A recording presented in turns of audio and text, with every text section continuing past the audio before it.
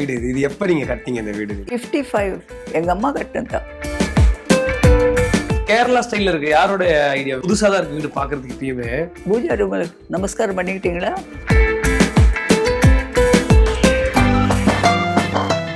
மழை தூவி வசந்தங்கள் வாழ்த்த ஊர்வலம் நடக்கின்றது.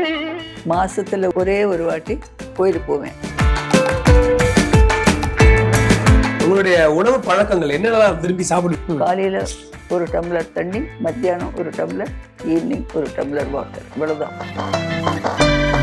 நான் ஷாக் ஆயிட்டேன். டியா என்ன போய் இனிமே நீ சாப்பிடக்கூடாது. எனக்கு ஒண்ணுமே புரியல அந்த நேரத்துல. அந்த செகண்ட்ல என் மைண்ட் இந்த நான்வெஜ்ங்கிறது போயிடுது. எல்லாரும் காலையில குளிப்பாங்க இல்லையா, நான் கிடையாது. குடிச்சிட்டு யாரோட பேச மாட்டேன். இந்த வீடு ஒரு பிரம்மாண்டமான வீடு இது இது எப்ப நீங்க கட்டிங்க இந்த வீடு? 55 எங்க அம்மா கட்டினதான். ஓ, பூஜா ரூம்ல நமஸ்காரம் பண்ணிக்கிட்டீங்களா? இல்ல நான் பார்க்கல, நான் பார்த்தேன். காட்டுறேன். கேரளா ஸ்டைல்ல இருக்கு. யாரோட ஐடியா? புதுசா தான் இருக்கு வீடு பாக்குறதுக்கு. இப்பயுமே கேரளா ஸ்டைல் அந்த மாதிரி இருக்கு வீடு. இது யாருடைய இது? நம்ம மாப்பிள்ளை பொண்ணு அவங்கதான். நான் எதுல தலையிட மாட்டேன். அவங்க 2 பேரும் எல்லாம் நல்லா பாத்துக்குவாங்க, நல்லா இது பண்ணுவாங்க. ரிட்டையர்மெண்ட் லைஃப்க்கு அப்புறம் எப்படி இருக்கு உங்களுக்கு? எப்படி இருக்கு? எனக்கு ஒண்ணுமே இல்லை. நான் அதை பத்தி நினைக்கிறதே இல்லை. ஜாஸ்தி பக்தியோட வாழ்க்கை போயிட்டே இருக்கு. சும்மா இவங்களெல்லாம் ஃபோன் எல்லாம் பண்ணிட்டு தொந்தரவு பண்றது அதெல்லாம் செய்ய மாட்டேன். மாசத்துல ஒரே ஒரு வாட்டி கோயிலுக்கு போவேன், கும்பிட்டு வருவேன். தவிர பை ஃபோன் இந்த நண்பர்களோட பேசுறது. நீங்க நினைச்ச படங்களை பாக்குறது உண்டா டிவில? இல்லையா? எதுவும் பார்க்க மாட்டேன் நான். அப்படி அது என்னமோ எனக்கு தெரியாது. மத்த படங்கள் பாப்பீங்களா? இல்ல. ஓ, படங்களே பார்க்க மாட்டீங்க? டிவியே பார்க்க மாட்டேன். டிவி ஈவினிங் இந்த ஸ்பிரிச்சுவல் தேவி ஸ்தோத்திரம் அதெல்லாம் இருக்குமே, அது கொஞ்சம் நேரங்க உட்காந்து கேட்பேன். கண்ணுக்கு ரொம்ப ஸ்ட்ரெயின் கொடுக்க வேண்டாம்னு டாக்டர். அதனால ஸ்கிரீன் ஏன்னா அப்பெல்லாம் ரிஃப்ளெக்டர்ஸ் போடுவாங்க கண்ணுல போட்டு போட்டு போட்டு. அவங்க எனக்கு கொஞ்சம் இதாகி குளுக்கோமா அட்டாக் ஆச்சு. அப்புறம் ஆப்ரேஷன் உடனே பண்ணி சக்ஸஸ்ஃபுல். நல்லா பார்க்க முடியறது, நல்லா படிக்க முடியுது, இதெல்லாம் முடியுது. இருந்தாலும் ஸ்ட்ரெயின் கொடுக்க வேண்டாம்னு சொல்லி சொன்னாங்க. ஒரு ப்ராப்ளம் இல்லை, போயிட்டே இருக்கு லைஃப்.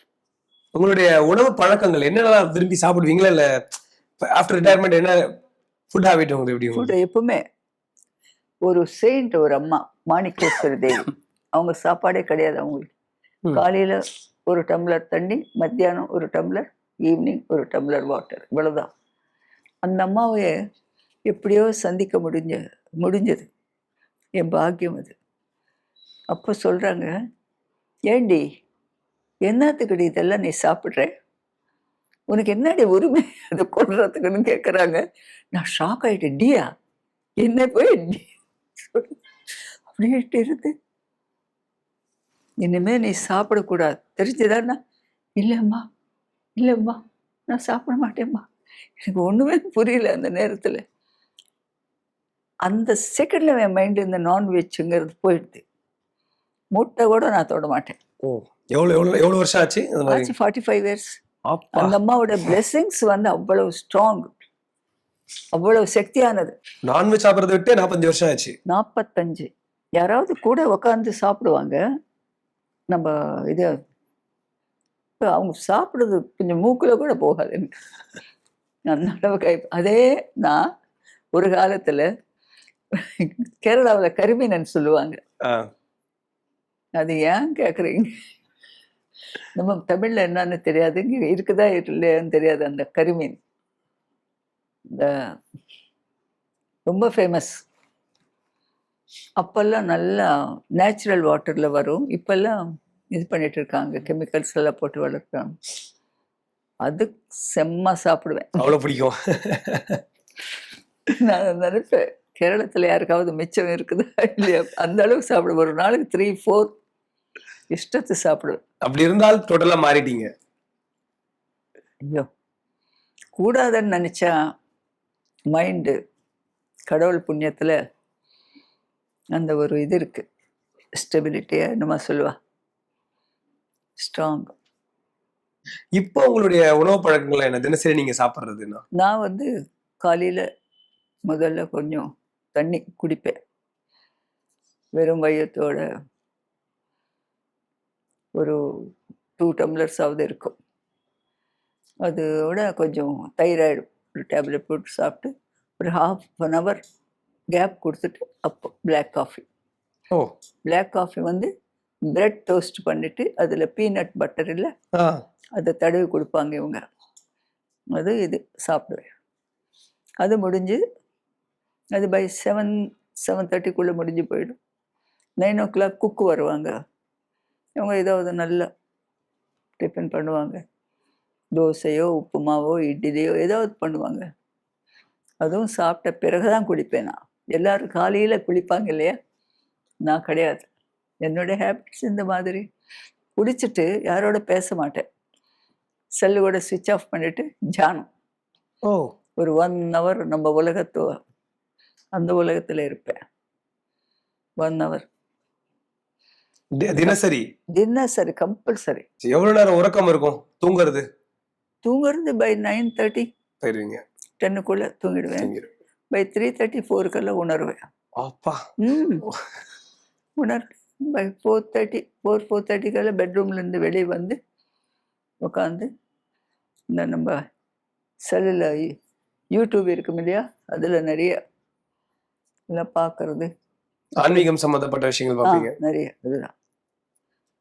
அதை பற்றி தான் ஜாஸ்தி. இனிமே அதுதான் நம்ம கூட வரப்போகுது. இனி இந்த மாயா லோகங்கிறத உணரணும்னு சொன்னால் ஒருத்தர் சொல்லி இல்லை, நம்முடைய அனுபவம் வந்து இந்த மாதிரி. ஓகே, இந்த உலகத்தோட போயிட்டே இருப்போம். ஆனால் நம்ம உள்ளர வந்து பக்தி. எதிர்காலமுள்ள உங்களுடைய ஆசை இதுதானா? தொடர்ந்து அப்படியே ஆன்மீகத்தில் அப்படியே இருக்கிறது அப்படின்றதுதானா? அது சின்ன வயசுலேருந்து நான் பிறந்த இடம் அந்த மாதிரி. உங்க குடும்பத்தை பத்தி சொல்லுங்கம்மா. பெரிய பொண்ணு மாப்பிள்ளை, அவங்களுக்கு 2 குழந்தை, ஒரு பேரன் பேத்தி. பேத்தி. நல்லவங்க, ரொம்ப என்னை பொண்ணு போல பார்த்துக்கிறாங்க. இதை விட என்ன சொல்லணும், நான் 10 வார்த்தை வேண்டியதில்லை. அதே மாதிரி என் தம்பி சம்சாரம் இருப்பாங்க, அவங்க தங்கச்சி இருப்பாங்க. அவங்க தங்கச்சி எல்லாம் வேண்டியதெல்லாம் பார்த்துக்குவாங்க. அதே மாதிரி சின்ன பொண்ணு வந்து நம்ம ஹேமா சுப்பிரமணியம் குக்கிங் ஹோம், அது 2வது பொண்ணு. அது நல்ல இது. இந்த மாதிரி போயிட்டே இருக்கு லைஃப். தொடக்கத்துல சொன்னீங்க அம்மாவுக்கு ரொம்ப ஆசை நடிகை ஆகணும்னு, அப்பாவுக்கு அதுல உடன்பாடு இல்லைன்னு சொன்னீங்க. பட் இருந்தாலும் உங்களுக்கு ஷூட்டிங்ல இருந்து எல்லாத்துக்குமே கூடவே இருந்திருக்காங்களே. ஐயோ அப்பா, அவங்க 2 பேரோட பங்கு எந்த அளவுக்கு நினைக்கிறீங்க உங்களோட வாழ்க்கையில? அப்பா வந்து எப்படி அவ்வளோ இதே இருப்பார் கூட. ஏன் விருப்பம் இல்லை அப்பாவுக்கு நடிக்கிறது? நீங்க அதெல்லாம் அந்த பழைய காலத்து ஃபேமிலிஸ் எல்லாம் சொன்னேனே, இந்த 14th இயருக்கு மேரேஜ் பண்ணி அனுப்பிடுவாங்கன்ட்டு. அதனால வேணாம்னு சொன்னாங்க. அதனால வேண்டாம். ஆனா நீங்க நடிக்காத அப்புறம் கூடவே இருந்திருக்காங்களே அவங்க பொண்ணு நடிக்கும் போது. ரொம்ப ரொம்ப ஸ்ட்ரிக்ட். அப்பா கண்ணெல்லாம் இப்படி பார்த்தா. அதுவும் நீங்க இப்ப இவ்வளவு பெரிய நடிகை ஆனதுக்கு அப்புறம் பேரும் புகழ் நிறைய உங்களுக்கு வந்தது. 2 பேரும் எவ்வளவு சந்தோஷப்பட்டாங்க அதுக்கு?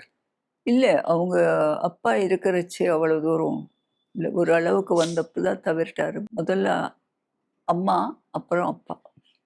அம்மாவுக்கு ரொம்ப பக்தி ஜாஸ்தி. எத்தனை அர்ச்சனை பண்ணியிருக்காங்க, எத்தனை ஹோமம் பண்ணியிருக்காங்க. அப்புறம் அலங்காரத்துக்கு வெள்ளியில எல்லாம் நிறைய இதெல்லாம் பண்ணி கொடுத்து இருக்காங்க. அப்படி என்னத்துக்கு அவங்க பொண்ணு வந்து நல்லா முன்னுக்கு வரணும். என்னுடைய பிறந்த நாள் வந்ததுன்னா எல்லாரையும் அங்கே உட்கார வச்சு எல்லாருக்கும் சாதம் எல்லாம் இருக்கிறதுல வாழைப்பழம் கூட வைப்பாங்க. அப்படி அது ஒரு காலகட்டம் என் வாழ்க்கையில். அப்புறம் யாரோ சொல்லியிருக்காங்க பசுதானம் கொடுத்தா ரொம்ப விசேஷம்னு. அம்மா வந்து ஒரு பசு வாங்கி 41 நாள் பூஜை பண்ணி பண்ணி பண்ணி கடைசியில் ஒரு ஏழை பிராமணனை உர வச்சு அவருக்கு தானம், அந்த மாதிரி 2 வாட்டி பண்ணியிருக்காங்க அம்மா. அந்த மாதிரி அம்மா வந்து பிளெஸ்ஸிங்ஸ், அம்மாவோட பிளெஸ்ஸிங்ஸ், பக்தி. அப்பாவுக்கு முதல்ல அவ்வளோ நம்பிக்கை இல்லை தெய்வம் மேலே. ஆனால் கடைசியில் கடவுள்னு சொன்னால் நம்பிக்கை வந்தாச்சு அப்பாவுக்கு. கிட்டத்தட்ட ஒரு 40 வருஷத்துக்கு மேல நீங்க நடிச்சிருக்கீங்க. இப்ப அதை நினைச்சு பார்க்கும்போது எப்படி இருக்கு உங்களுக்கு? நடிக்கதான் அப்போ அந்த காலம் வேற, இப்போக்கு அப்போக்கு சம்மந்தமே இல்லையே. அப்பெல்லாம் ஒரு மரியாதை உண்டு. எல்லாருக்கும் ஒரு ஹீரோன்னா, ஒரு டைரக்டர்னா, ஒரு ப்ரொடியூசர்னா ஒரு மரியாதை. இப்போ ஹாய் பாய் இல்லையா, வெஸ்டர்ன். ஆனால் இப்போ நான் குறைவா சொல்றதில்ல. இப்போதைக்கு இந்த கல்ச்சரு, அப்போ அந்த கல்ச்சர், பெரியவங்க அந்த மாதிரி எல்லாம் இருந்தது. நடிக்க வர்றதுக்கு முன்னாடியுமே நடிச்சதுக்கு அப்புறமாவே நிறைய மேடை நாடகங்கள் நடிச்சிருக்கீங்க நீங்க. குறிப்பிட்டு சொல்லணும்னா வந்து ரத்த கண்ணீர் தெலுங்கு நிறைய நடிச்சிருக்கீங்க நீங்க இல்லையா? ஒரு இல்லை நிறைய இல்லை, ஒரு 50. ஆமா. அதுவே நிறைய நம்ம அப்போ என்ன 15 வயசு, ஹீரோக்கு வந்து 35 40 வயசு அவருக்கு, ஹீரோயின் வந்து 15 இயர்ஸ் கேர்ள். ஆர்வம் உண்டா? ரொம்ப மேடை நாடகங்கள் ஆர்வம் உண்டா உங்களுக்கு? தெரியாது எனக்கு. நான் எனக்குன்னு ஒன்றும் தெரியாது. அப்பா அம்மா என்ன சொல்றாங்களோ அதுதான். எங்க அம்மா எப்போ பார்த்தாலும் செக் பண்ணிட்டே இருப்பாங்க, எப்படி நடிக்கிறவ, எப்படி எப்படி எவ்வளோ நல்லா நடிச்சு எல்லாரும் ரொம்ப ஆஹா ஓஹோன்னு சொன்னா கூட எங்க அம்மாவுக்கு பத்தாது. நீ என்னடி நடிக்கிற, இன்னும் எப்போ நல்லா நடிக்கணும், இதே தான். எனக்கு ரொம்ப கோபம் வரும். அப்பா நான் நடிக்க மாட்டேன்ப்பா, எனக்கு ரொம்ப கோபம் வருது, வேண்டாப்பான்னு. பைத்தியக்கார அவ என்னமோ பேச போறான்னு, இதெல்லாம் இது பண்ணிக்காதே விட்டு அப்பா தான் சொல்லுவார். அந்த மாதிரி ஒரு டைப் ஃபேமிலியா இருந்தது.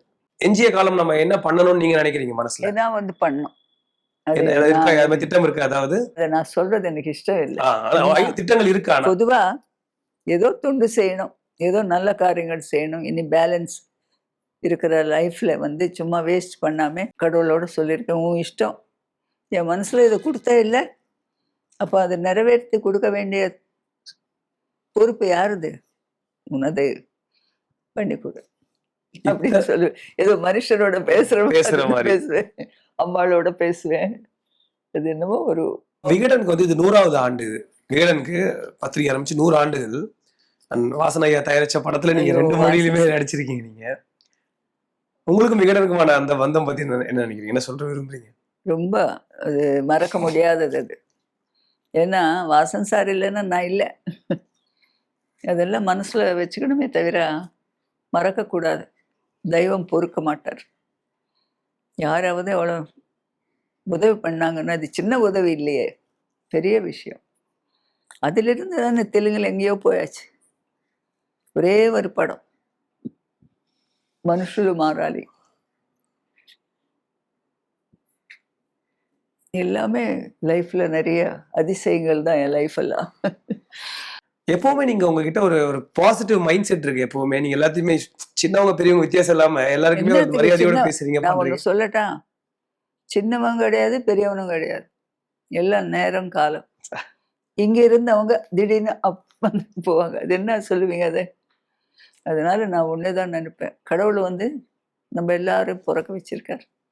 ஆனா ஒவ்வொருத்தருக்கும் ஒன்னொன்னும், இதா நீ நடி, இதா நீ இந்த வேலை பண்ணு, இதா நீ இந்த பண்ணு அப்படின்ட்டு இப்படிதான் நான் நினைப்பேனே தவிர பெரியவங்க சின்னவங்க என் மனசுக்குள்ள எதுவுமே கிடையாது. என்ன ஓ ஆன்னு சொல்லுவாங்க. அப்போ கூட நான் என்னை விட மிகப்பெரியவங்க இருக்காங்க, ஆனா அவங்களுக்கு வாய்ப்பு கிடைக்கல. புரிஞ்சுதா? வாய்ப்பு தான் வெரி இம்பார்ட்டன்ட். திறமை இருந்து கூட வாய்ப்பு கிடைக்கலன்னு என்ன பண்ண போறீங்க? அதுதான் என்னுடைய. ரொம்ப ரொம்ப நன்றி. ஏன்னா வந்து இது ஒரு பிரத்யேகிய பேட்டி. பெருசா உங்களை எங்கேயுமே நாங்க அப்படி வீடியோஸ்ல எல்லாம் பார்க்கவே முடியாது, பார்த்ததும் இல்லை நாங்க இந்த மாதிரி நேர்காணல்ல. இந்த மாதிரி ஒரு அருமையான வாய்ப்பை நீங்க எங்களுக்கு கொடுத்தது ரொம்ப ரொம்ப நன்றி. கிடையாதுங்க. அது ஒரு நூற்றாண்டுல வந்து விகடன் நூற்றாண்டுல உங்களுடைய பேட்டி வர்றது எங்களுக்கு ரொம்ப சந்தோஷம். எனக்கும் வாசன் சார் சம்பந்தப்பட்ட இந்த சேனல்ல எனக்கு இந்த ஆப்பர்ச்சுனிட்டி கிடைச்சது ரொம்ப சந்தோஷமா இருக்கு. ரொம்ப அவர் எங்க இருந்தாலும், அவர் ஆத்மாவை எங்க இருந்தாலும் சந்தோஷமா இருக்கணும்னு நான் கடவுளை கும்பிடுறேன். ரொம்ப நன்றிமா, ரொம்ப நன்றி.